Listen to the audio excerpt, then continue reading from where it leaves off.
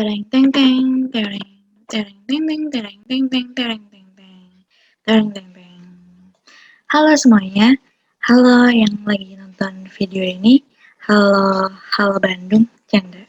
Pada kesempatan kali ini, aku akan menjelaskan sedikit tentang modal kerja untuk memenuhi tugas UTS pada mata kuliah analisis laporan keuangan.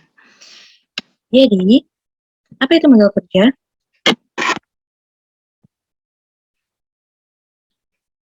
Dari para ahli dapat disimpulkan bahwa modal kerja adalah modal yang digunakan untuk kegiatan operasi perusahaan sehingga mengalami perubahan pada nilai jual. Nah, kok bisa gitu ya? Emang fungsi modal kerja itu ada apa aja sih? Jadi, fungsinya itu ada banyak banget, tapi di sini aku cuma cantumin 3 aja biar nggak keramaian. Yang pertama, dengan modal, perusahaan bisa tuh melunasi semua kewajiban yang dimiliki dengan tepat waktu. Bukan kewajiban sebagai umat manusia ya, tapi kewajiban perusahaan seperti utang dan pinjaman bank.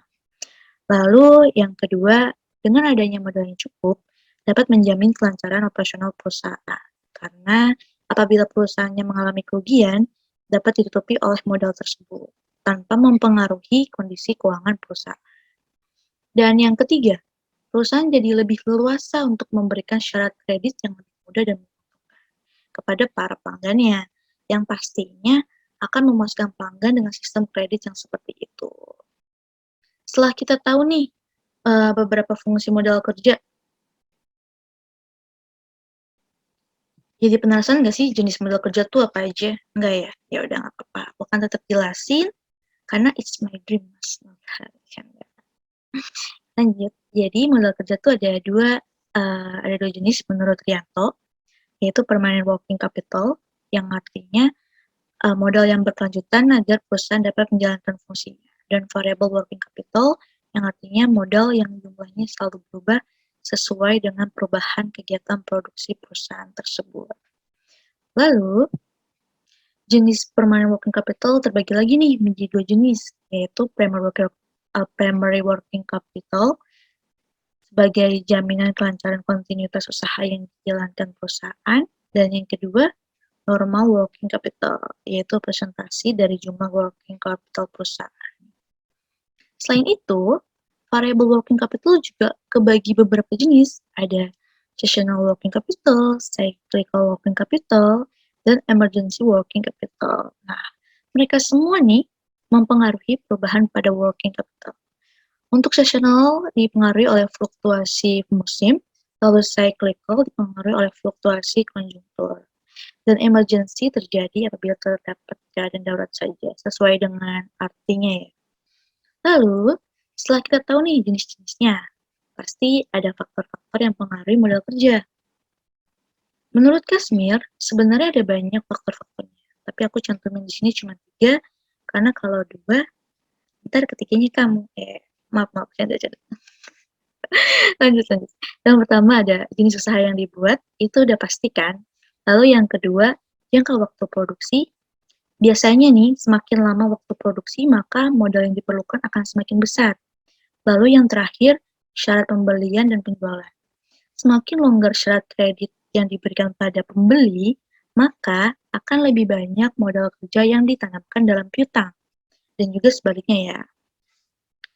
Nah, kita udah tahu semua nih tentang modal kerja. Berarti, tinggal perhitungannya. Rumus simpel modal kerja adalah aset lancar dikurangi liabilitas lancar atau aktiva lancar dikurangi kewajiban lancar. Untuk contoh soalnya terbagi 3 konsep, ada kualitatif, kuantitatif, dan fungsional. Untuk kuantitatif, contoh soal seperti ini, jadi kas, ditambah surat berharga, ditambah piutang, ditambah persediaan, dan ditambah perlengkapan. Lalu totalnya segini, Rp875 juta. Nah, untuk konsep kualitatif soalnya seperti ini. Jadi kita totalin dulu harta lancarnya berapa, hutang lancarnya berapa, lalu dikurangi. Nah, hasilnya itu Rp590 juta. Selanjutnya, yang terakhir, konsep fungsional. Contoh soalnya seperti ini. Konsep ini lumayan ribet daripada yang lain, yaitu kita harus tahu dulu nih total harta lancarnya berapa, depresiasi gedungnya berapa, depresiasi kendaraannya berapa, lalu dijumlahkan hasilnya segini. Nah, nanti dikurangi oleh surat berharga dan margin piutang. Nah, lalu dapat nih modal kerjanya segini, yaitu 880 juta rupiah. Nah, mungkin gitu aja penjelasan dari aku. Simpel banget kan? Maaf juga kalau ada bercandanya, karena kalau terlalu serius itu juga nggak baik. So, jangan lupa like, subscribe, nggak usah komen gak apa-apa. Makasih udah nonton. Dadah! Tereng teng teng, tereng, tereng teng teng, tereng teng teng, tereng teng teng, tereng teng teng.